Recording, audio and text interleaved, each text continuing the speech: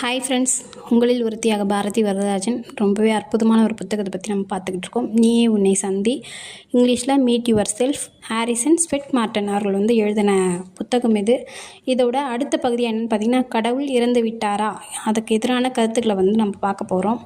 அன்றைக்கி இருந்த காலகட்டத்தில், அதாவது 1800களில் இருந்த காலகட்டத்தில் என்னென்னு பார்த்தீங்கன்னா, கடவுள் இல்லை, உலகம் இப்படி தான் இருக்குது அப்படி இப்படின்னு சொல்லிட்டு இருந்த காலகட்டத்தில் பார்த்திங்கன்னா, ஒவ்வொருத்தராக அறிவியலையும் ஆன்மீகத்தையும் கலந்து உள்ளே வர ஆரம்பித்தாங்க.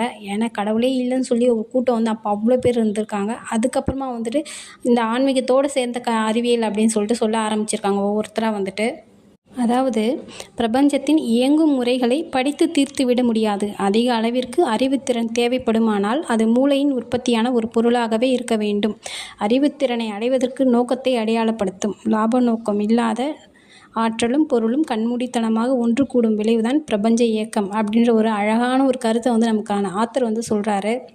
ஜேம்ஸ் ஜீன்ஸ் அப்படின்ற பிரிட்டனை சேர்ந்த ஒரு அறிவியலாளர் என்ன சொல்கிறாருன்னா, இந்த பிரபஞ்சம் மிகப்பெரிய இயந்திரம் என்பதை விடவும் அதிக அளவிற்கு மிகப்பெரிய கருத்தாக இருப்பதை போல் தோன்றுகிறது அப்படின்றத வலியுறுத்தி, இதையும் நான் ஒரு யூகமாக தான் நான் உங்கள் எல்லாருக்குமே சொல்கிறேன் அப்படின்றத இந்த தலைப்பில் சொல்லி முடிக்கிறாரு. அதாவது ஒவ்வொருத்தராக கடவுள் இருக்கிறாரு, நமக்குள்ளே கடவுள் இருக்கார் அப்படின்றது அந்த இது நோக்கி வராங்க.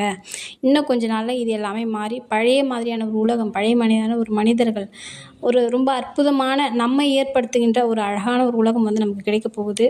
வாங்க அடுத்து என்னென்னன்றதை நம்ம பார்க்கலாம். Thank you friends.